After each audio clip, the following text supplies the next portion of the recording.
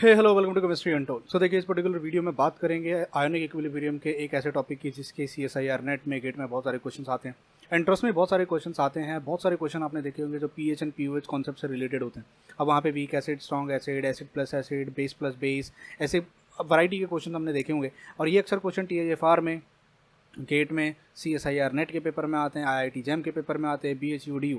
यानी in short अगर मैं कहूँ जो बच्चे ग्रेजुएशन में एंड पोस्ट ग्रेजुएशन में, उनके लिए ये टॉपिक बहुत इंपॉर्टेंट हो जाता है। वैसे मैं इस टॉपिक को लेवल 1 का टॉपिक कहता हूँ। लेवल 1 का मतलब होता है वो टॉपिक जो कि 11-12 में पढ़ा दिए जाते हैं। ये टॉपिक जो होते हैं वो CSIR नेट में क्वेश्चन जिनके ऊपर पूछे जाते हैं, वही वन IIT JEE और नीट में भी क्वेश्चन आते हैं। तो हम इन क्वेश्चन के ऊपर डिस्कस करेंगे और इनकी मैं आपको एक फॉर्मूला लिस्ट यहाँ पे बना के देने वाला हूँ। मैं आपसे रिक्वेस्ट करूँगा कि इस फॉर्मूला लिस्ट को आप भी मेरे साथ बना लीजिएगा। एक तरीके से ये चिट लिस्ट हो जाएगी जहाँ पे हम वो सारे फॉर्मूलाज लिख देंगे जो कि पीएच एंड पीओएच के कॉन्सेप्ट के क्वेश्चन को सॉल्व करने के लिए बहुत ज़रूरी होते हैं। सबसे पहले हम बात करेंगे कि अगर मान लीजिए मुझे कभी भी पीएच कैलकुलेट करनी हो तो पीएच का फॉर्मूला होता है -log⁻10 concentration of H plus ion. और अगर मुझे कभी पीओएच कैलकुलेट करना हो तो उसका फॉर्मूला आता है -log⁻10 concentration of OH minus ion. I hope ये कॉन्सेप्ट आपको पता है। अब मुझे एक ये बात और पता है, पीएच प्लस पीओएच जो होती है, पीएच प्लस पीओएच, उसका आंसर होता है KW, that comes out to be 14। तो अगर आपको पीएच पता है तो आप 14 माइनस पीओएच कर सकते हो ना। सबसे इंपॉर्टेंट चीज़ यहाँ पे देखने वाली बात यह है कि हमारे पास H प्लस आयन का कॉन्सेंट्रेशन अगर हमें पता चल जाए और OH माइनस आयन का कॉन्सेंट्रेशन हमें पता चल जाए तो हम पीएच निकाल सकते हैं। इन शॉर्ट मैं यूँ कह सकता हूँ कि अगर पीएच पीओएच निकालना तो H प्लस आयन का कॉन्सेंट्रेशन और OH माइनस आयन का कॉन्सेंट्रेशन आपको पता होना चाहिए। तो देखिए जनाब, मैं आपको एक फॉर्मूला लिस्ट दे रहा हूँ डायरेक्ट। अगर मान लीजिए आपके पास एक स्ट्रॉन्ग एसिड है, if you have got a strong acid, तो आप उस स्ट्रॉन्ग एसिड का पीएच का जो फॉर्मूला होता है, पीएच का मैं H प्लस आयन का फॉर्मूला देता हूँ। Concentration of H plus ion का डायरेक्ट फॉर्मूला लगा सकते हो X इंटू मोलैरिटी ना, जहाँ पे X का मतलब हो जाता है आपका N फैक्टर। N फैक्टर का मतलब होता है कि जो आपका एसिड है, आपका जो बेस है, आपका जो एसिड है उसमें कितने H प्लस आयन है। जैसे HCl में 1 H प्लस आयन होता है, H2SO4 में 2 H plus, not only H plus ion है। N फैक्टर का मतलब होता है रिप्लेसेबल H प्लस आयंस। तो हम इसको अब देखो यहाँ पे ना एक बहुत इंपॉर्टेंट फैक्ट है, ये X इंटू मोलैरिटी ये स्ट्रॉन्ग एसिड के लिए होगा। ये तभी एप्लीकेबल होगा जब आपका जो मोलैरिटी का वैल्यू है वो ग्रेटर देन 10⁻⁻⁶ मोलार होना चाहिए। अगर आपकी मोलैरिटी का वैल्यू लेस देन 10⁻⁻⁶ या इक्वल टू 10⁻⁻⁶ हो जाता है, उस पर्टिकुलर केस में आप इस फॉर्मूले को यूज़ नहीं करेंगे। मतलब अगर कल को मैं आपसे कहता हूं कि मेरे पास 10⁻⁻5 मोलार HCl है, आप इस फॉर्मूले को डायरेक्ट यूज़ कर सकते हो। मोलैरिटी दी है, 1 से मल्टीप्लाई करने का H प्लस आयन का कॉन्सेंट्रेशन मिल जाएगा। लेकिन अगर कोई आपसे कहे 10⁻⁻7 मोलार HCl है, तब आप इस फॉर्मूले को लगा नहीं सकते। ये फॉर्मूला उस पर्टिकुलर केस में काम नहीं करेगा। क्यों काम नहीं करेगा, कैसे काम नहीं करेगा, फिलहाल मैं उसके ऊपर नहीं आ रहा हूँ, उसका डिटेल वीडियो मैं आपको बता दूंगा। और इसका डिटेल डिस्क्रिप्शन मैंने जो ऐप पे कोर्स बनाया मैंने वहाँ पर भी पढ़ाया हुआ है। डिटेल डिस्क्रिप्शन के बारे में मैं अलग से एक सेपरेट वीडियो बना के इसको बता दूंगा कि क्यों नहीं होता। क्योंकि एक सीधे कि ये ऐसा नहीं है कि 15 मिनट में इसको समझा के खत्म कर दिया जाए। अभी मैं यहाँ पे आपको सिर्फ फॉर्मूला लिस्ट बना के दे रहा हूँ, तो आपको ये कॉन्सेप्ट मैं यहाँ नहीं समझा सकता। बस आपको इतना याद रखना है कि आप ये फॉर्मूला तभी अप्लाई कर सकते हो जब आपकी मोलैरिटी की वैल्यू 10⁻⁻6 मोलार से ग्रेटर हो या 10⁻⁻6 से बड़ी हो, इतना याद रखना। दूसरा, अगर मान लीजिए यहाँ पे मेरे पास एक स्ट्रॉन्ग बेस होता, उस पर्टिकुलर केस में concentration of OH minus ion निकालना बड़ा आसान हो जाएगा। दैट विल बी अगेन, अब मैं यहाँ Y लिख रहा हूँ, Y इंटू मोलैरिटी। Y का मतलब हो जाता है N फैक्टर, इसका मतलब फिर से वही हो जाएगा N फैक्टर, मतलब रिप्लेसेबल OH माइनस आयंस वहाँ पर कितने प्रेजेंट हैं उसको हम कहेंगे उसका N फैक्टर। तो स्ट्रॉन्ग एसिड के लिए और स्ट्रॉन्ग बेस के लिए उम्मीद करता हूँ आपको फंडा समझ में आया। अब बात कर लेते हैं, अगर मान लीजिए मेरे पास कोई वीक एसिड का सोल्यूशन है, तो वीक एसिड के सोल्यूशन में concentration of H plus ion आप कैसे निकालते हो, उसका फॉर्मूला होता है √of equilibrium constant multiplied by concentration, या जिसको आप लिख सकते हो अल्फा मल्टीप्लाइड बाय कॉन्सेंट्रेशन। ये फॉर्मूला होता है। अगर वहीं पे मान लीजिए मेरे पास वीक बेस होता, तो अगर मेरे पास एक वीक बेस का सोल्यूशन होता, अभी आपको पता होना चाहिए वीक एसिड और स्ट्रॉन्ग एसिड, वीक बेस और स्ट्रॉन्ग बेस में क्या डिफरेंस है। तो वहाँ पे concentration of OH minus ion का जो फॉर्मूला आएगा that will B √of KB into C and that will be nothing but alpha into C। ये जो है ये हम लोग ऑसवाल्ड डाइल्यूशन लॉ से निकालते हैं। इसको ऑसवाल्ड डाइल्यूशन लॉ से केमिकल और आयनिक इक्विलिब्रियम जब आप पढ़ोगे तब इसको पढ़ाया जाता है।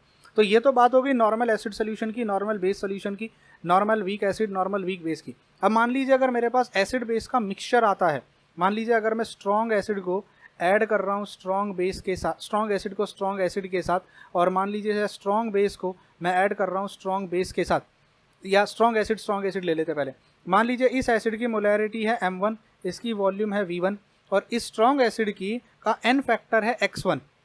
या जिसको मैं x लिख सकता हूँ। n फैक्टर का मतलब आप समझ गए, जैसे मान लीजिए अगर ये HCl होगा और जो दूसरा एसिड है जिसको आप ऐड कर रहे हो, दो एसिड्स को मिक्स कर रहे हो, उसकी मोलैरिटी मान लेते हैं ये है M2, इसकी वॉल्यूम को V2 और इसके n फैक्टर को हम y मान लेते हैं। n फैक्टर को मैं y लिख रहा हूँ ताकि डिफरेंशिएट कर सकूँ कि इसका n फैक्टर x है और इसका n फैक्टर, जिसको हम वैलेंसी कहें या उसको जैसे मोनो बेसिक एसिड के बारे में आपने सुना होगा, डाया बेसिक एसिड के बारे, कितने H+ आयन वो रिलीज कर सकता है उसको उसका n फैक्टर कहते हैं।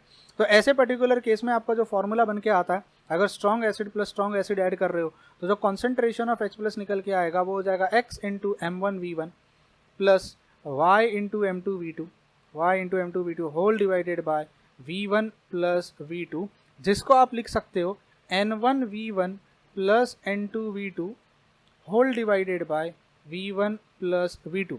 अब सी यहाँ पे एक देखने वाली बात यह है कि इस फॉर्मूले को याद रखना कि normality will be equal to n factor multiplied by molarity, जिसको x इंटू मोलैरिटी लिख सकते हैं या जिसको हम y इंटू मोलैरिटी लिख सकते हैं। द रीज़न इज क्योंकि हम लोगों ने n फैक्टर जो है वो हमने अपने हिसाब से चेंज कर दिया है, एसिड के लिए x रखा है और बेस के लिए हम लोग दूसरे एसिड के लिए हमने y रखा है, जस्ट टू डिस्टिंग्विश बिटवीन की एक x वैल्यू है दूसरी y की वैल्यू। तो उम्मीद करता हूँ ये फंडा आपको समझ में आया। सिमिलर टर्म्स में आप क्या कर सकते हो, सिमिलर टर्म्स में आप फॉर्मूला बना सकते हो, स्ट्रॉन्ग एसिड स्ट्रॉन्ग बेस का बनाया, strong acid plus strong acid.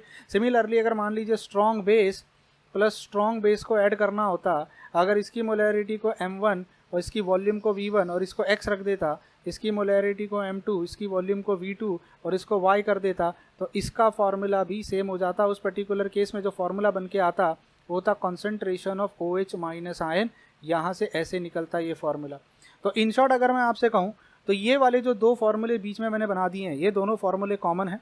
आप इन दोनों फॉर्मूलेस का यूज़ कर सकते हो टू प्रेडिक्ट कि आपका H+ या OH- आयन का कॉन्सेंट्रेशन कितना आएगा, अगर आपको कैलकुलेट करना है। अगर एसिड दिया है, दोनों एसिड और दोनों बेस होने चाहिए। उम्मीद करता हूँ फंडा समझ में आया। नाउ सेकंड कंडीशन पे चलते हैं, जो कि सबसे इंपॉर्टेंट कंडीशंस में एक मानी जाती है। उसको कहा जाता है, मान लीजिए अगर strong acid plus strong base को ऐड कर दिया जाए, एसिड प्लस बेस, तो यहाँ पर जो रिएक्शन होता है उसको हम कहते हैं न्यूट्रलाइजेशन रिएक्शन।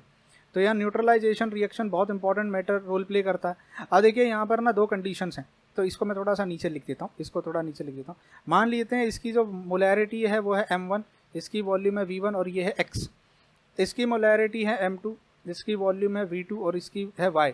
अब एसिड और बेस अगर रिएक्ट करेंगे तो कौन सा रिएक्शन होता है, एसिड बेस रिएक्ट करेंगे तो न्यूट्रलाइजेशन रिएक्शन होता है। ये इंपॉर्टेंट है, ये याद रखना, न्यूट्रलाइजेशन रिएक्शन। तो यहाँ पर ना तीन कंडीशन आती हैं, तीन अलग अलग डिफरेंस कंडीशंस यहाँ पे बनती हैं। Number one, case number one. Sir case number one कहता है कि अगर number of moles of H+ ion is equal to number of moles of OH- ion, उस पर्टिकुलर केस में आप फॉर्मूला लगा सकते हो x into M1V1 is equal to y into M2V2, that is N1V1 will be equal to N2V2। इस फॉर्मूले को आपने लेबोरेटरी में यूज़ किया होगा एसिड बेस टाइट्रेशन करते समय।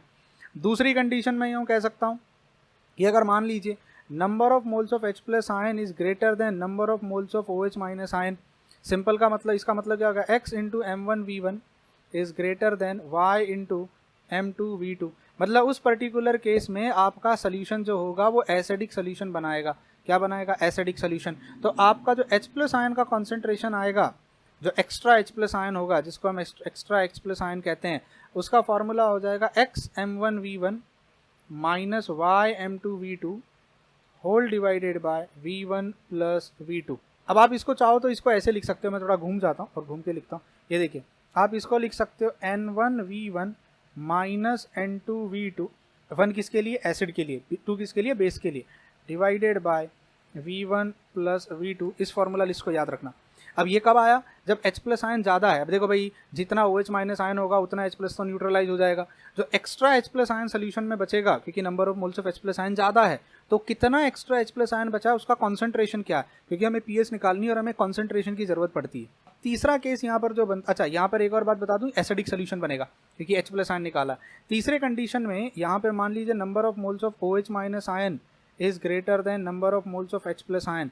इस पर्टिकुलर केस में मुझे बताइए फॉर्मूला क्या बनेगा। तो यहाँ पर बनेगा concentration of OH- ion extra.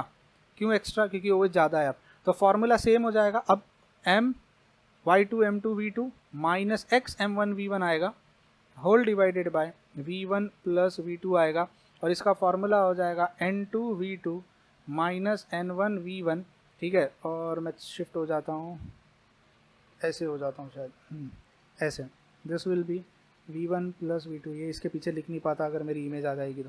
Perfect, clear है। अब ये नॉर्मेलिटी को मैंने सब्स्टिट्यूट कर दिया, चाहो तो आप उसको नीचे लिख सकते हो, मैं सीक्वेंस में लिखना चाहता हूँ। तो ये पर्टिकुलर केस आपको याद रखना, बहुत बार जेई के बच्चों को ये पूछा जाता है और इवन CSIR नेट गेट में इसके ऊपर क्वेश्चन बनते हैं।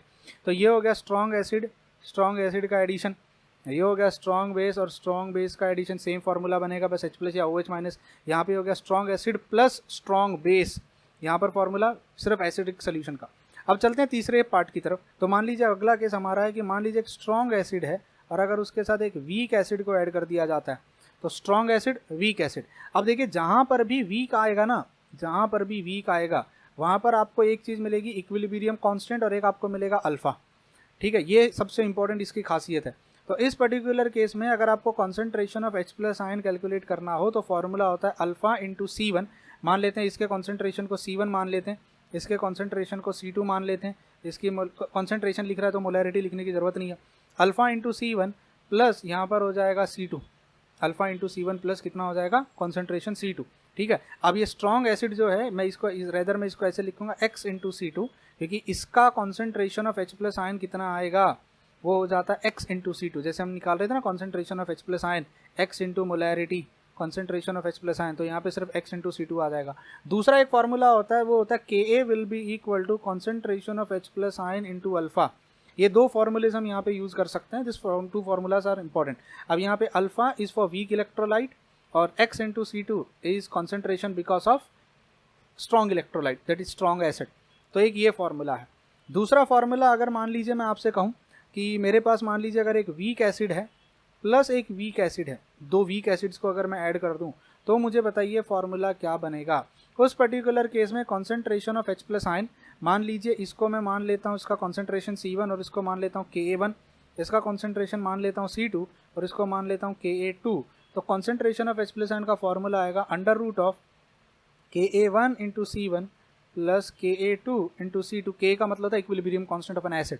और इसी में अगर मैं एक और फार्मूला बना दूं दैट इज़ वीक, देखो इसी में मैं यहाँ लिख देता हूँ, ऐसे लिख देता हूँ, this will be concentration of OH minus ion and that will be, अगर weak base plus weak base लिया जाता है तो सिर्फ H+ की जगह OH हो जाएगा। एक ये इंपॉर्टेंट फार्मूला बन गया हमारे पास, दूसरा ये इंपॉर्टेंट फार्मूला बन गया हमारे पास।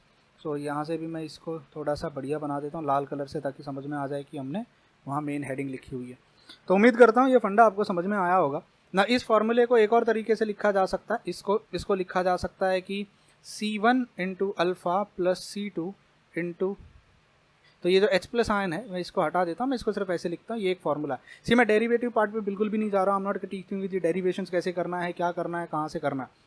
सी अब आपको अगर H+ आयन का कॉन्सेंट्रेशन निकालना आ गया है, if you know how to find the concentration of H+ ion, आप बड़े आसानी से pH एंड pOH का फंडा निकाल सकते हो, क्योंकि pH एंड pOH निकालने के लिए what basically you need is concentration of H+ ion and concentration of OH minus ion. उम्मीद करता हूँ ये फॉर्मूलेज आपको समझ में आए। इन फॉर्मूलेज के लिस्ट बना लेना, ट्रस्ट मी ये फॉर्मूलेज के ऊपर आपको question CSIR NET JAM GATE जितने भी कॉम्पिटिटिव एग्जाम्स है हर जगह कहीं ना कहीं देखने मिलेगी। ये जो मैंने आपको केस बताया इसके ऊपर मैं एक वीडियो अलग से बनाऊंगा, क्योंकि इसको एक वीडियो में समझाना इतना आसान नहीं है, it takes a lot of time. मुझे इसको प्रूव करके दिखाना पड़ेगा that why you need to take it greater than 10 to the power -6 या लेस देन और equal to 10 to the power -6। ये सब चीज़ें मैं आपको बाद में बताऊंगा। ये फॉर्मूले जो मैंने आपको बना के दिए हैं प्लीज़ इनको लिख लेना अच्छे से, इनका स्क्रीनशॉट आप ले लो। डन, ठीक है। सो मिलते हैं किसी और वीडियो में जहाँ पे डिस्कस करेंगे कुछ और नए अमेजिंग टॉपिक्स के बारे में। ये फॉर्मूला लिस्ट आपके पेपर पे बन जानी चाहिए, आपके जहाँ पर भी आप CSIR नेट गेट या जैम वगैरह की तैयारी कर रहे हो वहाँ पर ये लग जानी चाहिए, और इसको रोज एक बार रिवाइज करने की कोशिश करना। मैक्सिमम क्वेश्चंस आप इन फॉर्मूलेज की मदद से सॉल्व कर पाओगे। Till then bye bye, take care and God bless you all.